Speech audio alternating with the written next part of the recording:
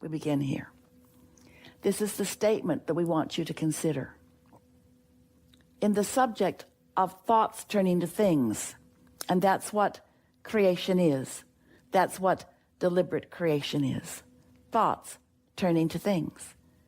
You are physically focused in your human experience, and you want things to manifest.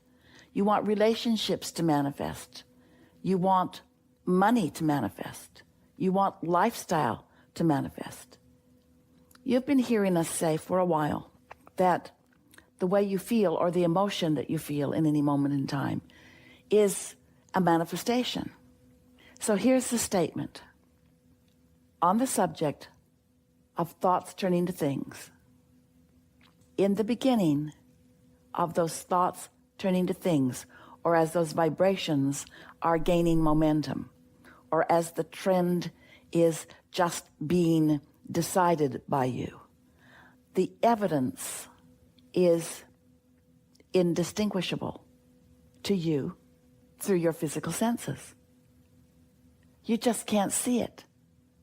The earliest of progress, in fact, quite a bit of what's going on, you might say behind the scenes, or if you were a seed in the ground, you might say beneath the soil. But those beginnings, those vibrational beginnings of evolution and expansion, and here's the word you want, progress.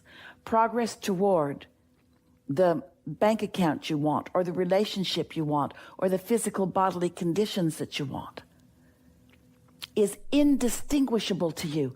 That means a whole lot's going on that you can't prove through the physical evidence of it.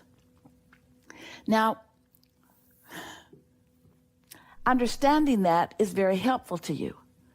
Being negative about it is not helpful to you. In other words, we get it. We understand why some of you might complain about that. Well, if I can't know that I'm making any progress, then how do I stay optimistic or positive? How do I find faith or expectation when it keeps not showing up? And that's the part that we really want to talk with you about, because it is absolute that it would show up if you could, when you do, maintain more consistent trending. But you don't maintain more consistent trending of optimism or positive expectation because you want to take score of the manifestation before it is seeable or hearable or smellable or tasteable or touchable, while it is still indistinguishable to you through your physical senses, not through your emotions. You can feel it in your emotions. That feeling of discouragement, in fact, is your guidance system giving you an indication that you are trending in opposition to what you want. And that trending is what is so important. You must maintain a positive expectation even before you see the evidence, or you will not see the evidence. If you want it and doubt it and want it and doubt it and want it and doubt it and want it and doubt it and want it and doubt it and want it and doubt it, then you trend toward it and away from it and toward it and away from it and toward it and away from it. And so it maintains that indistinguishable position on and on and on and on and on for days or weeks or decades or for all of your physical life experience for no good reason other than you're not applying what you now know about focus. That's why, if you've been listening to us for a while, you've been hearing us say it's been an important part of the trending or theme of every conversation that has ever flowed from us to you. And that theme is, there is nothing that you cannot be or do or have. You never get it done. But you sure can slow down by thinking opposing thoughts, by trending in opposition to your desire. And so, as we move forward through this conversation, we want you to listen for how easy it seems for humans to trend in opposition to their desire, because you are, we love you so much, so enamored with the now. What you're seeing in your now holds a much bigger part of your vibration, of your focus, of your trending, than is good for the outcome that you seek. You must decide to trend because of the way you feel, not because of the manifestation. The manifestation is old news anyway. The manifestations that you're living are the jumping off places for more manifestations, for more life experience. So what is doesn't mean diddly squat. What is not important in the way you make it, other than it is the basis from which you are now choosing what you prefer. But if what is the basis by which you decide your rightness or wrongness in relationship with others, if what you see is the basis by which you evaluate your worthiness or your ability, then what is not serving you in the way that it could. It's a platform. It's a bouncing off place. But it is not distinguishable evidence of what you've got going on now. It's the result of what you've had going on. So that leads us back into a discussion that we have with you often, and feel the importance of how these two conversations dovetail together. This is the subject of the path of least resistance.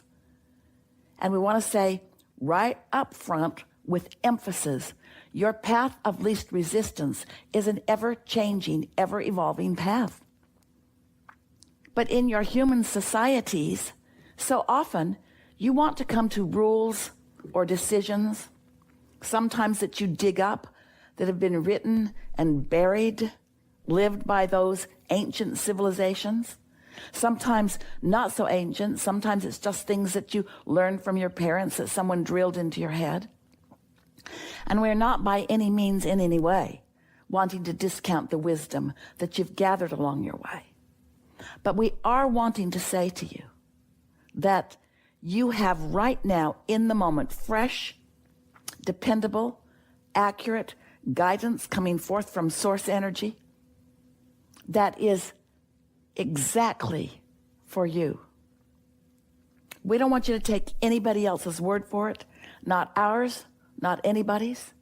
We want you to show yourself that you can accomplish a conscious relationship with your inner being. Because, and here's the way to do it. You care about how you feel. Why does that work? Because your inner being is pure love. And your inner being cares about how you feel and how everyone feels. Your inner being cares so much that your inner being never deviates from value, from the moment-to-moment giving of value. Your inner being never holds a thought about you or anyone else that is diminishing in nature. There is no regression. Your inner being never holds you to something in a negative stance.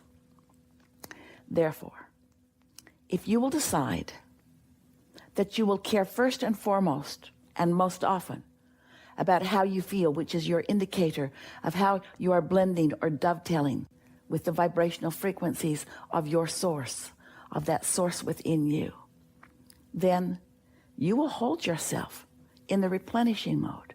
You will hold yourself in the attitude of clarity. You will hold yourself in the attitude of most love and most exhilaration about life. That's where your passion and enthusiasm and joy come from, and nothing else will do. Yes, of course, there are other humans who moments in time are tuned in, tapped in, turned on to that, and when they hold you as their object of attention, they're like satellite dishes that beam you or call you or influence you into that frequency. And that's a nice thing. We know that happens here in these gatherings for you. But you don't want to be dependent upon these gatherings or upon anyone else, upon any condition or circumstance. You want to be an unconditional lover and liver of life. An unconditional meaning you hook into the frequency of who you are because you know it exists, because you know it is good, because you know it is being broadcast to you, and because you know how to follow the beam or the signal. You can tell by the way you feel whether you are on the upper half of the emotional scale, which is from that feeling of letting go all the way up to passion, as compared to that feeling of not letting go. And your inner being is always on the upper half of the scale. And you want to be aware of where you are. And it's helpful to understand where you are in relationship to where others are. Sometimes someone is really on the lower half of this emotional scale, and they would really like to have a chat with you. What they really want is for you to agree with them, to help them justify where they are. But when you do that, you don't help them. And it certainly does not help you. And your inner being does not do that for you. So, trust the process and know that there's a whole lot going on that is indistinguishable to your eyes and ears and nose and fingertips and tongue, but it is not indistinguishable to your emotions. And when you feel an emotion that doesn't feel that good, or one that feels really awful, stop and say to yourself in the moment, this is distinguishable to me. I can feel that I'm moving in opposition to who I really am and to what I really want and to what my vortex, my vibrational reality holds for me. And as you remind yourself of this law of the universe, the law of attraction, and of these laws of deliberate creation that you've been learning from us, and from this powerful emotional guidance system which shows you this powerful art of allowing, the art of allowing you to be in vibrational sync with what you've become vibrationally, that you are in the process of allowing yourself to become in all other aspects.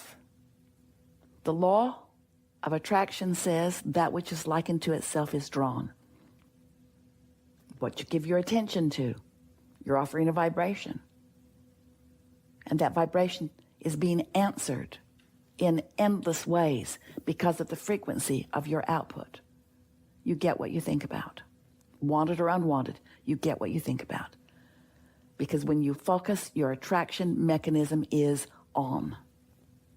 Even if you are focusing by default. Most people do most of that through observing what's already manifested. Not observing what's in the vortex, not observing what is really wanted, observing what's going on. That's why most people just continue to regurgitate different places, different faces, but the same thing over and over again. This law of attraction, very important to understand. Utilize the emotions that you feel in order to discern what your point of attraction is, wanted or unwanted. Deliberate feeling is what deliberate creation is. It's not deliberate observation of what's going on around. It's deliberately feeling your emotions. You can do, in real time, moment by moment, better and better and better trending. And when you do that, you allow what has been indistinguishable, what has been not seeable or smellable or hearable or tasteable or touchable. You allow the momentum of your creation to gather enough momentum that you are able to discern it. We know you're getting this.